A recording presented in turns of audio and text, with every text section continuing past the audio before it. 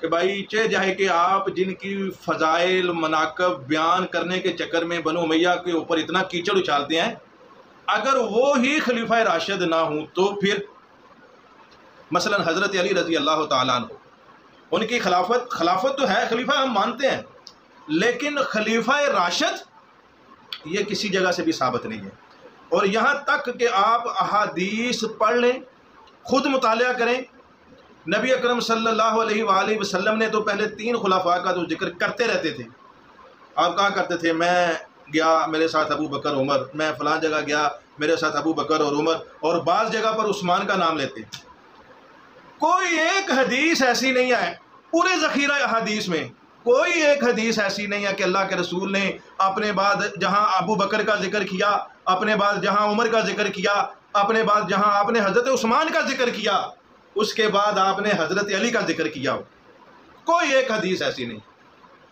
اور یہ میرا کھلا دعویٰ چیلنج ہے تمام علماء کرام کو بھی، تمام بقایا دیگر ایسے وہ ساتھی جو فضائل علی میں یا اہل بیت کی محبت کی جو آڑ بنا کے ان کو بہت زیادہ اچھال رہے ہیں نا، تمام ایسے دوستوں کو یہ چیلنج ہے میرا کہ کوئی ایسی حدیث ایک پیش کریں کہ جس میں اللہ کے رسول نے پہلے خلفائے ثلاثہ کے ساتھ حضرت علی رضی اللہ تعالیٰ عنہ کی فضیلت بیان کی۔ محمد کا خلیفہ قرآن کی نص سے مولوی اپنے بڑے بھی قبروں سے کھینچ کے لے آئے، انکار نہیں کر سکتا۔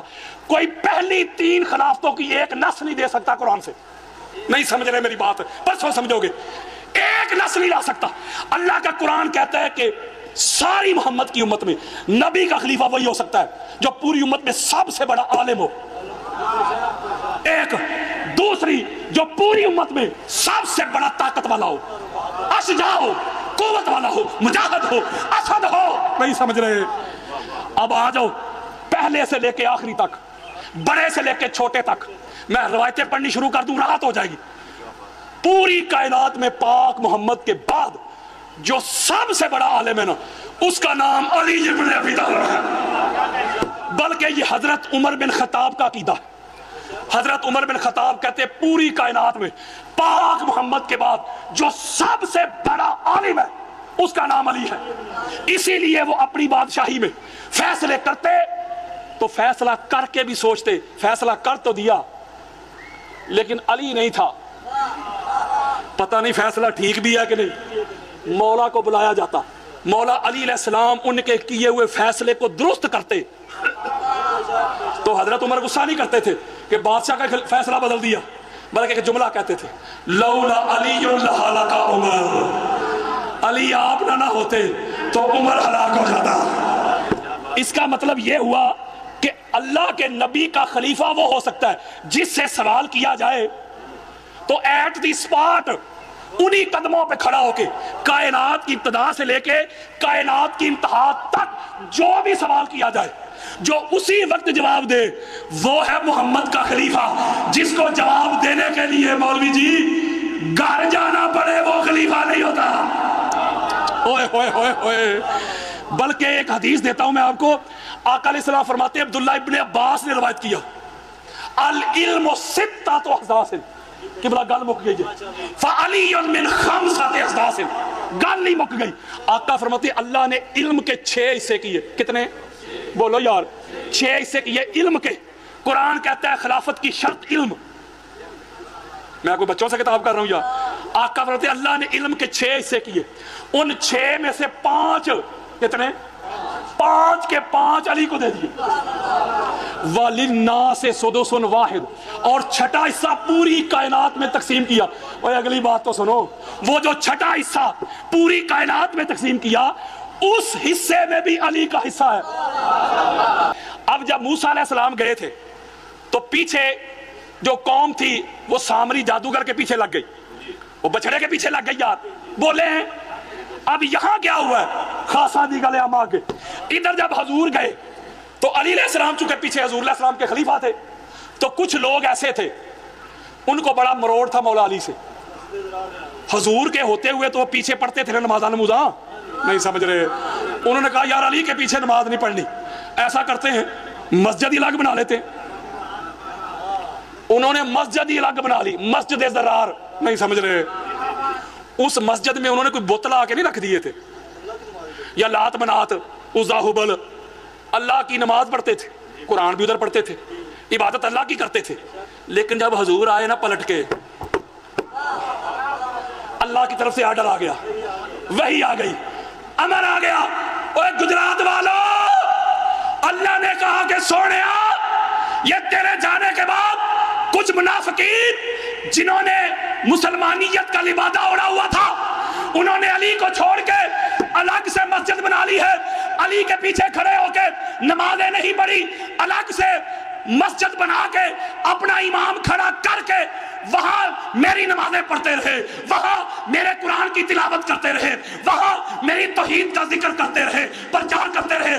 سونے اعلان ہے میرا, اللہ کا امر ہے, اللہ کا پیغام ہے, جو تیرے خلیفہ علی سے منہ موڑ لے, علی سے تعلق توڑ لے, علی سے رشتہ توڑ کے, علی سے کنڈ کر کے میری مسجد بھی بنا دے, جو علی کو چھوڑ کے مسجد بنائے اس مسجد کو بھی گرا دو, ان کو اسلام سے بھی نکال دو.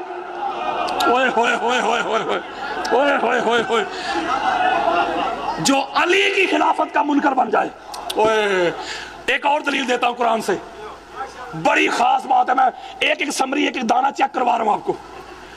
قرآن مجید میں جب طالوت کو وقت کے نبی نے خلیفہ ڈکلیئر کیا, ان کا نام شمویل بھی آیا ہے, شمویل بھی آیا ہے, دونوں طرح سے.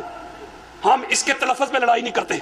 اس نبی نے طالوت کو جب خلیفہ ڈکلیئر کیا, سینہ چوڑا کر رہا ہوں, قرآن دے رہا ہوں, تو جو بڑے بڑے سردار نہیں تھے وڈیرے, انہوں نے کہا اے نبی, نبی کے خلیفہ پہ جھگڑنے لگے, آپ نے اس کو خلیفہ بنا دیا, ہمیں بنائیں, مال ہمارے پاس ہے, جگیریں ہمارے پاس ہیں. تو قرآن کیا کہتا ہے؟ نبی نے فرمایا ان اللہ اصطفاہ علیکم, اوے عقل کے اندو, اس کو خلیفہ اللہ نے بنایا ہے. نہیں سمجھتے میری بات, اس کو خلیفہ علیکم تم پر اللہ نے بنایا. یہ 5ویں آیت ہے, خلیفہ اللہ بناتا ہے, مولوی بندے نہیں. وَزَادَهُ بَسْطَةً فِي الْعِلْمِ وَالْجِسْمِ, گل بک گئی جائے تھے. اللہ کا نبی کہہ رہا ہے وہ اس لیے خلیفہ بنا ہے, اللہ نے اس لیے اسے خلیفہ بنایا ہے. خلافت کی جتنی بھی ڈیمانڈ ہوتی ہیں نا, وہ تم سب سے اس میں زیادہ ہے. یعنی اس میں علم بھی تم سے زیادہ ہے اور طاقت بھی تم سے زیادہ ہے. یار وہ اللہ کا قرآن دے رہا ہوں, اللہ کہتا ہے خلیفہ وہ ہوگا جس کے پاس علم بھی زیادہ ہو. علیکم کا کیا معنی ہے؟ فرض کریں ادھر جتنے بندے بیٹھے ہوئے, جتنے, ان سب میں سے زیادہ علم بھی اس کے پاس ہو اور شجاعت اور طاقت بھی اس کے پاس. انا مدینۃ العلم والی بابھا, میں علم کا شہر اور علی اس کا دروازہ ہے. تو یہ جو شرط بیان کر رہا ہے نا اللہ قرآن میں کہ خلیفہ ہر ایرا غیرہ نہیں بن سکتا, خلیفہ وہی بنے گا جس کے پاس علم ہو, نالج ہو, فہم ہو, ادراک ہو, شعور ہو. اگلی بات, دوسرا جسم, طاقت. بدر میں کون تھا؟ احد میں آ جاؤ, احد میں سارے دوست یار چلے گئے, حضور تنہا کھڑے ہیں, آقا علیہ الصلوۃ والسلام کا دفاع کر رہے ہیں. علی دائرے کو بڑا کرتے جاتے ہیں. آج مولوی صاحب جن کے 10 لقب نہیں پڑتا, وہ لقب والے بھی کہتے تھے او بجو علی جے, اوئے ہوئے ہوئے ہوئے ہوئے, مین آف دی احد علی. اوئے خندق میں آ جاؤ, میں ایک ایک جنگیں نہیں پڑھ رہا, آپ کو بس چاول چیک کروا رہا ہوں, اور ڈیمانڈز بتا رہا ہوں خلافت کی. یار غزوہ خندق میں عمر بن عبد ود یا عمر بن عبد ود جب آ کے للکارتا تھا, سارے لوگ ادھر بیٹھے نہیں تھے. وہ کی ہو گیا جب بولو یار, میں کوئی کچی باتیں کر رہا ہوں, ایک جملہ بھی میرا اپنا نہیں ہے. تو اٹھا کون ہے؟ ایک روایت میں 3 مرتبہ, ایک روایت میں 7 مرتبہ میرے آقا نے علی کو بٹھایا ہے. علی بیٹھ جائیے, عمر بن عبد ود. ہائے ہائے ہائے ہائے ہائے, یہ بھی ایک موضوع ہے, یہ بھی ایک موضوع ہے میرا الگ سے. اگر اس طرف چل پڑا کسی اور گلی میں گم ہو جائیں گے. میں ایک بات بتانے لگا ہوں کہ وہ 3 مرتبہ یا 7 مرتبہ اس نے للکارا ہے. حضور علیہ السلام نے 3 مرتبہ مولا کو بٹھایا ہے. حضور جانتے تھے نا کہ اٹھنا ہی علی نے, جانا ہی علی نے, لڑنا ہی علی نے, تو حضور بٹھا کیوں رہے بار بار؟ ہائے ہائے ہائے, سلامت رہو, تاکہ بعد میں کوئی یہ اعتراض نہ کرے سانو موقع نہیں ملیا. وہ خندق میں کون تھا؟ علی. حنین میں کون تھا؟ علی. خیبر میں کون تھا؟ علی. تو اللہ قرآن میں شرط لگاتا ہے کہ محمد کا خلیفہ ہی وہ ہوگا جو علم میں بھی سب سے اعلیٰ ہو، جو طاقت میں، شجاعت میں، قوت میں، بہادری میں بھی سب سے اعلیٰ ہو. تو کوئی علی سے بڑھ کر مجھے بہادر دکھاؤ، کوئی علی سے بڑا مجھے عالم دکھاؤ. تو قرآن مجید فرقان حمید کی ان آیات کی نصوص سے بھی بات واضح ہو گئی کہ محمد کے خلیفہ علی ہے. آگے چند روایات دے کے بس بات ختم کرنے لگا، کلوز، ختم. دعوت ذوال شیعہ کا تو آپ کو پتہ ہے نا. وَأَنذِرْ عَشِيرَتَكَ الْأَقْرَبِينَ جب یہ آیت نازل ہوئی، جب حضور علیہ السلام نے خطبہ دیا تو وہاں پھر مولا علی علیہ السلام کھڑے ہوئے. مولا علی علیہ السلام فرماتے ہیں یا رسول اللہ میں آپ کی نبوت کی تصدیق کرتا ہوں، آنا ناصرک، میں آپ کا مددگار ہوں. تو یہاں میں کتنے حوالے پڑھ کے دکھاؤں؟ کوئی دنیا کی کتاب لے آئی میرے سامنے، بخاری سے لے کے طبرانی تک، طبرانی سے لے کے سیوطی تک، سیوطی سے لے کے بہقی تک، بہقی سے لے کے ملا علی قاری تک، کوئی کتاب لے، ہر ایک میں یہ حدیث، یہ روایت موجود ہے. آقا علیہ السلام نے ایک جملہ ارشاد فرمایا. جب مولا علیہ السلام کھڑے ہوئے تو حضور نے فرمایا سنو، اِنَّ هَذَا أَخِي عَلِيٌّ وَصِّي وَخَلِيفَتِي. گل مک گئی جائی تھے. میرے آقا نے فرمایا یہ میرا بھائی علی میرا وصی بھی ہے اور میرا خلیفہ بھی ہے. اب حضور علیہ السلام مولا علی کو اس وقت کہہ رہے میرا خلیفہ، نہ اس وقت حضرت ابوبکر خلیفہ تھے، نہ حضرت عمر خلیفہ تھے، نہ حضرت عثمان خلیفہ تھے، بلکہ حضرت عمر بن خطاب نے تو تب تک کلمہ بھی نہیں پڑھا تھا. یعنی کہ علی اوے من لے علی تب بھی خلیفہ تھے جب نہ تب تھا نہ تب تھا. ہائے ہائے ہائے. بلکہ جو امام ابن ابی عاصم ان کی سنہ میں، مجھے پتہ ہے خطاب ذرا علمی ہو گیا، ہاتھ جوڑنا بس ختم کرنے لگا ہوں. امام ابن ابی عاصم کی سنہ، اس میں جو روایت ہے اس میں حضور نے جب یہ جملہ کہا نا کہ اما ترضی ان تکون منی بمنزلۃ ہارون من موسیٰ، کہ تیری اور میری نسبت وہی ہے جو موسیٰ و ہارون کی تھی. وہاں ایک جملہ اور بولا ہے میرے آقا نے فرمایا انت خلیفتی، اے علی تو محمد کا خلیفہ ہے. محمد کا، اچھا ایک جملہ بتاؤں کہ یار مسرت ہے محمد کی، کرسی ہے محمد کی. تو محمد کے بعد میں ادھر گیا ایک جگہ پروگرام کرنے اکاڑا کی طرف، تو ایک کرسی رکھی ہوئی تھی، مجھے پتہ نہیں تھا، میں اس کرسی پہ بیٹھنے لگا تو انتظامیہ نے مجھے روک لیا. کہا صاحب معذرت، یہ آپ کی دوسری کرسی ہے، اس پہ نہیں بیٹھنا. میں نے کہا اس میں کیا مسئلہ ہے؟ کہتے ہیں یہ سید بادشاہ کی کرسی. نہیں سمجھ رہے، حضور کی آل اولاد ان کی کرسی ہے، وہ تشریف لائیں گے، اس کرسی پہ بیٹھیں گے. وہ کوئی علی کے بیٹے کی کرسی پہ کسی کو بیٹھنے نہیں دیتا، تو محمد کی کرسی پہ علی کے علاوہ بیٹھ کون سکتا ہے؟ اس کی سب سے بڑی دلیل دے کے ختم کر دوں بات. آخری حدیث، جب آپ کو پتہ ہے کہ صلح ہوئی تھی، صلح حدیبیہ جسے کہتے ہیں، مشرکین کے ساتھ، وہ مشرکین نے اس کی شرائط توڑ دی. اب اللہ نے سورہ برات نازل کی جسے ہم سورہ توبہ کہتے ہیں. اس کی پہلی آیت یہاں سے شروع ہوتی ہے، برات من اللہ ورسولہ الی الذین عاہدتم من المشرکین. حضور کی طبیعت ناساز تھی. بڑی خاص بات ہاتھ جوڑ رہا ہوں، آخری حدیث ہے، بات ختم ادھر ہی. جب انہوں نے شرائط توڑ دی، اللہ نے یہ 12 آیات نازل کی اور کہا ہے حبیب حج کا موسم ہے، آپ بھی جا کے مقام عرفات میں مکہ جا کے یہ اللہ کا امر پڑھ کے سنا دے کافروں کو. جب تمہاں توڑ دیتی ہیں شرطاں تو ساڑھے بھی کوئی نہیں، بری ذمہ، بس معاہدہ ختم، اعلان کر دے.